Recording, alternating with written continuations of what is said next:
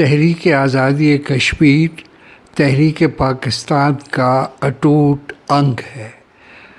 علامہ اقبال نے 1930 کے خطبہ الہ آباد کے فوراً بعد تحریک آزادی کشمیر کے سلسلے میں اپنی سرگرمیاں تیز کر دی تھیں۔ سن 31 ہی میں مہاراجہ کے خلاف جو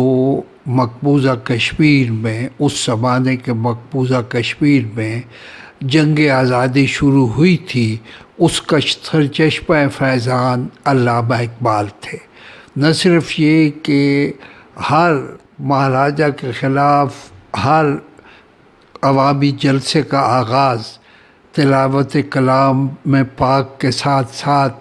اقبال کی شاعری سے ہوا کرتا تھا، بلکہ وہ نوجوان جو تحریک کو چلا رہے تھے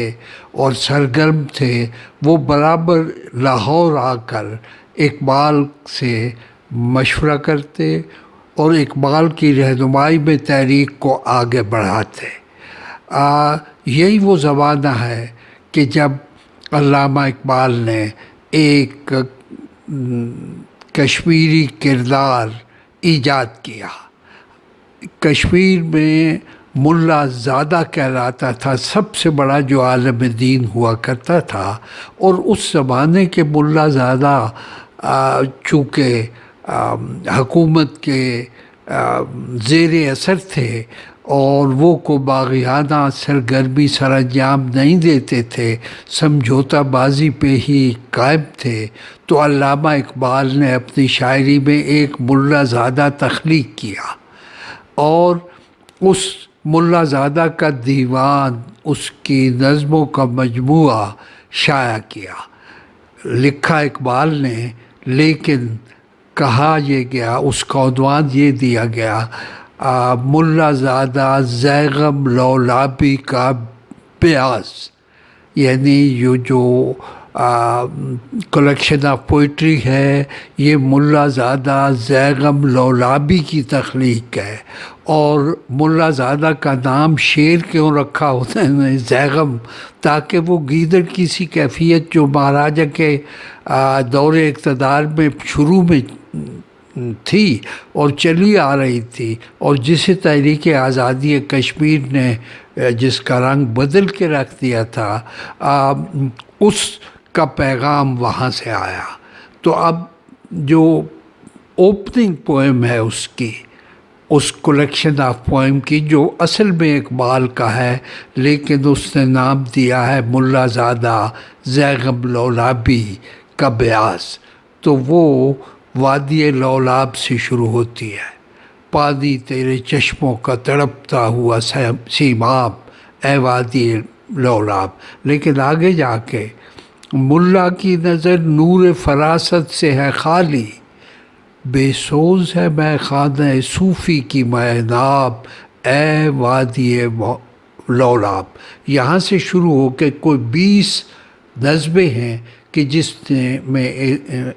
کشمیر کی عوامی بیداری کی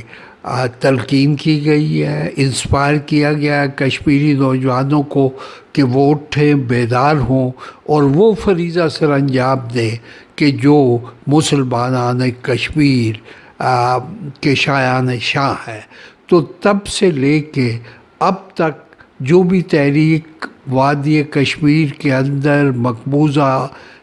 بھارتی حصے کے اندر چل رہی ہے، اس کا بنیادی سرچشمہ فیضان اقبال کی شاعری ہے، اور شاعری کے ساتھ ساتھ اقبال کا سیاسی عمل بھی ہے، اس لیے کہ علامہ اقبال نے اسی زمانے میں تحریک آزادی کشمیر کو پورے ہندوستان کے کشمیریوں کی بیداری کی تحریک بنانا شروع کیا۔ اس سلسلے میں اقبال کی ساری سرگرمیاں جو ہیں ان کا ریکارڈ برٹش آرکائیو میں تھا، خفیہ رپورٹوں میں تھا، اور انہی میں سے ایک خفیہ رپورٹ پہ میں اپنی بات ختم کرتا ہوں کہ مہاراجہ کشمیر نے گورنر پنجاب کو خط لکھا کہ لاہور میں بیٹھ کے میرے خلاف اقبال یہ تحریک چلا رہے ہیں، انہیں کہیں کہ وہ باز رہیں، اگر اقبال مداخلت بند کر دے تو میں آسانی سے اس تحریک کو دبا سکتا ہوں۔ تو کوئی 1.5 پیراگراف کا ایک خط گورنر کی طرف سے جو اقبال کو ملا تھا، پرائیویٹ اینڈ کانفیڈینشیل، اس کے جواب میں چند سطریں اقبال نے لکھی ہیں جو آرکائیوز میں موجود تھے، جس میں پہلی 2-3 سطروں میں انہوں نے کہا کہ مہاراجہ غلط کہہ رہا ہے، وہ اس تحریک کو کبھی نہیں دبا سکتا۔ جہاں تک میرا تعلق ہے تو اس میں ایک فقرہ اگر میں ٹھیک یاد کر سکتا ہوں، آخری تو یہ ہے I cannot anticipate what I'm going to do tomorrow۔ تو یہ ایک باغیانہ رویہ اقبال کا بھی تھا، اور اسی میں سے پھوٹی ہے تحریک آزادی کشمیر۔ اور آج تحریک آزادی کشمیر کا سب سے بڑا لیڈر اور سرچشمہ فیضان کون ہے؟ سید علی گیلانی۔ سید علی گیلانی کی کتاب پڑھ لیں بیٹا آپ، اس کا نام عنوان ہے علامہ اقبال روح دین کا شناسہ، اور آج تک اقبال کی وہی شاعری اس تازہ ترین جو نسل ہے مجاہدین کشمیر کی، ان کے لیے سرچشمہ فیضان ہے، سرچشمہ عمل ہے، اور جتنا بھی ظلم و تشدد کر سکے مودی اور اس کے حامی یہودی، وہ تحریک ختم ہونے والی نہیں ہے۔ میں سمجھتا ہوں کہ اقبال کا یہ فیضان جو 30s میں شروع ہوا تھا، 1930s میں، اب تک جاری ہے، اور جب تک پورا کشمیر آزاد نہیں ہوتا، متحد نہیں ہوتا، تب تک یہ ختم نہیں ہوگا۔ اور آخر میں ایک اور بات میں کہنا چاہتا ہوں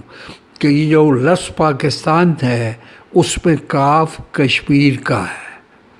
کشمیر نہیں ہے تو پاکستان نامکمل ہے۔ یہ جو قائد اعظم نے کہا کہ کشمیر کی تحریک آزادی جو ہے وہ تکمیل پاکستان ہے، اور جب تک یہ آزاد نہیں ہوتا کشمیر تو پاکستان مکمل نہیں ہوتا۔